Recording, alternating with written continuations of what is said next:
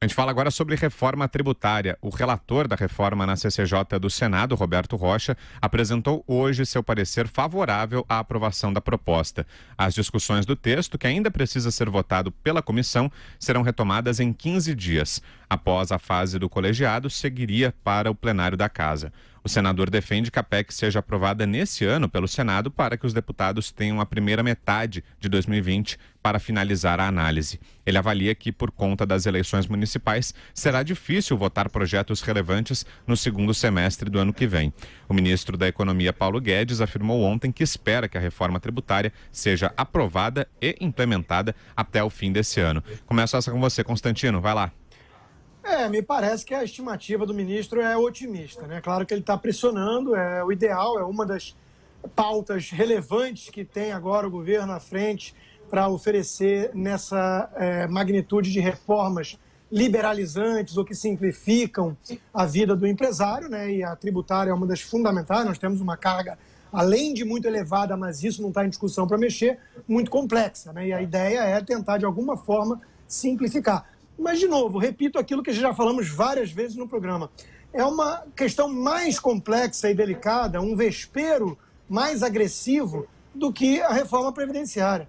Porque isso mexe com a divisão entre setores, isso mexe com a divisão entre estados, União e municípios. Então, é muita briga, é muita disputa. O ministro, falando hoje mesmo, já falou de novo em CPMF ou algo parecido, né? Quer dizer, mesmo depois da queda do Marcos Sintra e todo mundo achar que estava enterrada essa questão, o ministro Paulo Guedes, que obviamente estava encampando, não era só o Marcos Sintra, cheguei a falar que ele foi usado meio como boi de piranha ou bode expiatório nessa questão, para poder aliviar a equipe econômica e o próprio presidente, que sempre foi muito contra a volta desse imposto, né? O próprio Guedes já traz à tona isso de novo. Quer dizer, ele entende, ele está avaliando possibilidades para poder mexer na folha de pagamento. Essa é a prioridade dele. Então tem várias opções aí na mesa, mas tem a questão da reforma que está no Senado, tem a questão da reforma da Câmara e tem o próprio projeto do governo. Então, realmente é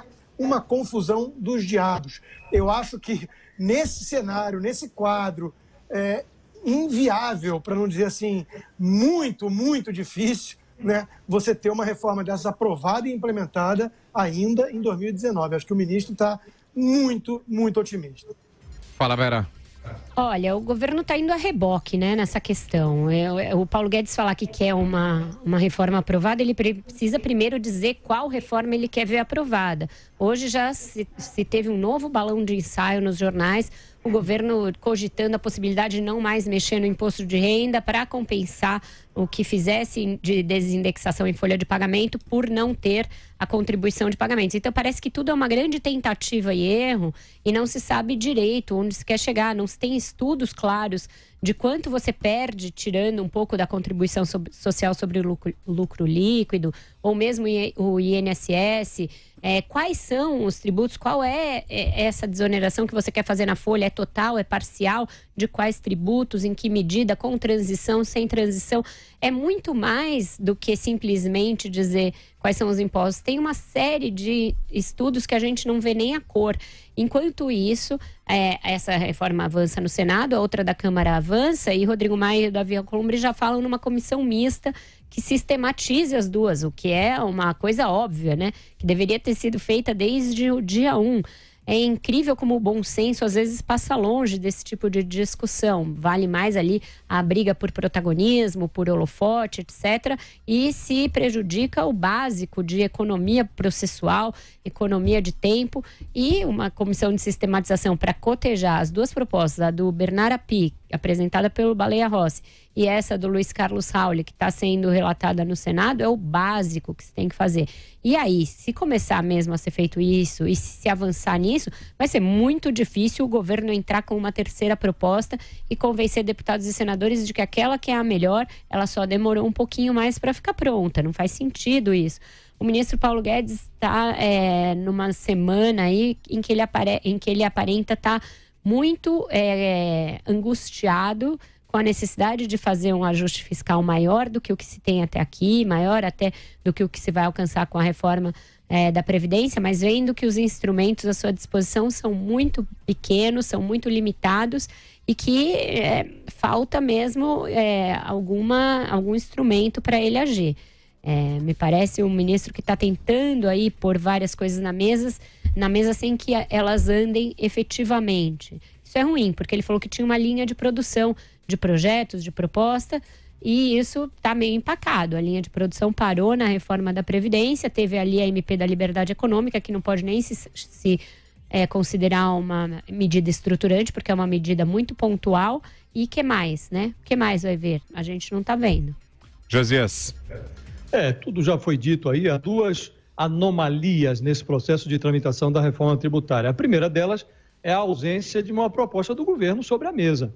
Isto é um negócio impensável. Nós estamos concluindo o 9º mês de governo. A segunda anomalia é essa disputa que vem sendo travada pela Câmara e pelo Senado para prevalecer no processo. Há uma proposta de reforma em cada casa e nesse tipo de desencontro corre-se o risco de um desfecho paralisante. O Senado aprova a sua reforma, manda para a Câmara não vota. Depois a Câmara aprova a sua própria reforma, manda para o Senado e o Senado não vota. Como disse a Vera, surgiu aí um debate, que eu acho que ainda é incipiente, sobre a hipótese de a Câmara e o Senado extinguirem as suas respectivas comissões de reforma tributária para compor uma comissão conjunta capaz de combinar ali as duas propostas. Isso é o ideal. Essa ideia vem bem e chega tarde. E de todo o processo, o que é mais constrangedor é a posição do ministro da Economia. Muito triste o papel que está jogando agora o ministro Paulo Guedes. Ele não é só na reforma tributária, é em tudo. O ministro parece que está meio perdido em relação à gestão da política econômica. E isso estimula uma dúvida sobre a capacidade do presidente Bolsonaro de resistir à tentação de flexibilizar um pouquinho o teto de gasto, de começar a gastar o que não tem. Então, esse processo todo é angustiante. E o ministro Paulo Guedes, acho que ele precisa ver o que ele pretende da vida, porque depois que o Congresso está entregando parte das reformas, a bola vai para ele.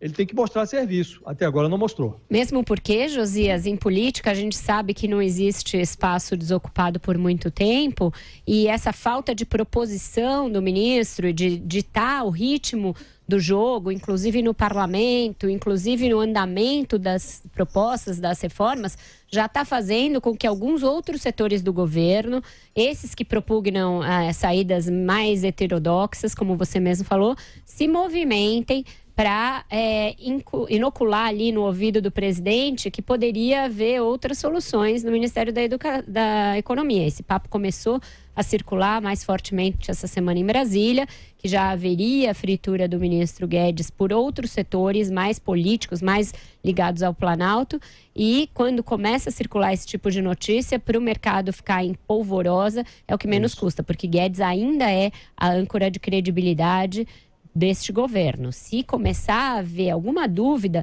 quanto à sua capacidade de comandar o processo e o seu respaldo político, aí a gente pode ver solavanco de verdade.